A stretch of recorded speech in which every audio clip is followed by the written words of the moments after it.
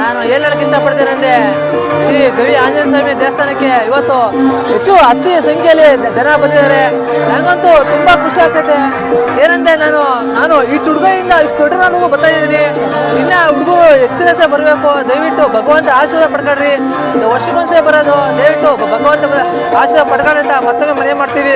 ಇನ್ನು ಏನು ವಿಶೇಷಪ್ಪ ಅಂದ್ರೆ ನನ್ನ ಫ್ರೆಂಡ್ ಹೇಳಿದ್ದ ಲೈಟಿಂಗ್ಸು ತುಂಬಾ ಅದ್ಭುತ ಆಗ್ಯಾರಂತ. ದಯವಿಟ್ಟು ಲೈಟಿಂಗ್ಸ್ ನೋಡ್ರಿ.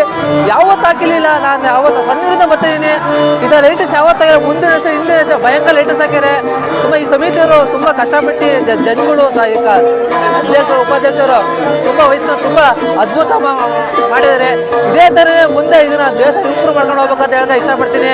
ಇಷ್ಟು ಹೇಳಕ್ಕೆ ಇಷ್ಟಪಡ್ತೀನಿ. ಜೈ ಹಿಂದ್, ಜೈ ಕರ್ನಾಟಕ. ಮತ್ತೆ ನಮ್ಮ ಹೆಸರು ನಾಗರಾಜು ಅಂತ, ಶಿರಾನಗರದ ವಾಸಿ, ಮೇದಾರ್ ಸಮಾಜದ ಅಧ್ಯಕ್ಷರು ನಾವು.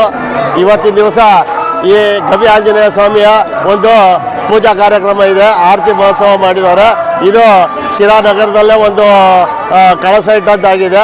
ಮತ್ತು ಇಲ್ಲಿ ದುರ್ಗಮ್ಮನ ಪಾದ ಇದೆ, ಪಾದಕ್ಕೆ ಪೂಜೆ ನಡೀತಾ ಇದೆ. ದುರ್ಗಮ್ಮನ ಪಾದಕ್ಕೆ ಮತ್ತು ಗವಿ ಆಂಜನೇಯ ಸ್ವಾಮಿ ದೇವಸ್ಥಾನದಲ್ಲಿ ಯಾವುದೇ ನೀವು ಕೋರಿಕೊಂಡ್ರೂ ಅದು ಸುಗಮವಾಗಿ ಆಗುತ್ತೆ. ಮತ್ತು ಈ ಒಂದು ಲೈಟಿಂಗ್ಸು ಇದೆಲ್ಲ ನೋಡಿದ್ರೆ ಭಾಳ ಆನಂದ ಆಗುತ್ತೆ.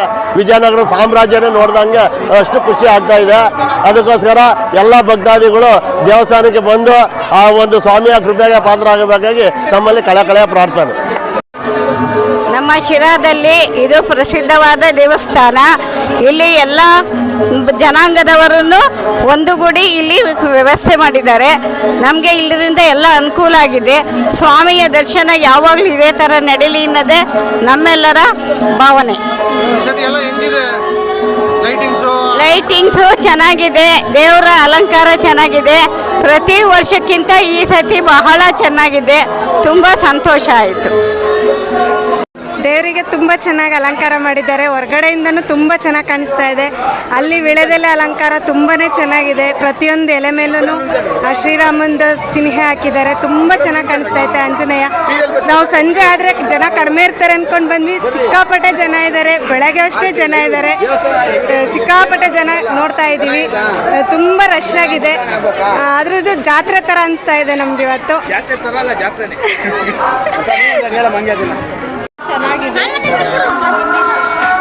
ದೇವಸ್ಥಾನ ಪೂರ್ತಿ ಇತಿಹಾಸವಾಗೈತೆ. ಫುಲ್ ಹಿಂದಿನ ದೇವಸ್ಥಾನ ಆಗೈತೆ. ಧನ್ಯವಾದಗಳು.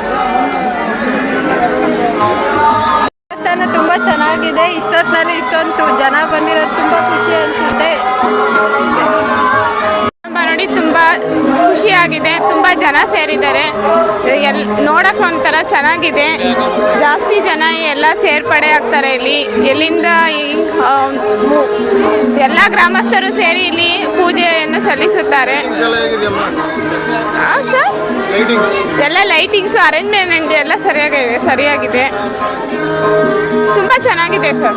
ಖುಷಿಯಾಗಿದೆ ನೋಡೋಕ್ಕೆ. ದೇವಸ್ಥಾನ ಅಂದರೆ ಒಂದು ಕಳೆ ಇದ್ದಂಗೆ ಚೆನ್ನಾಗಿದೆ.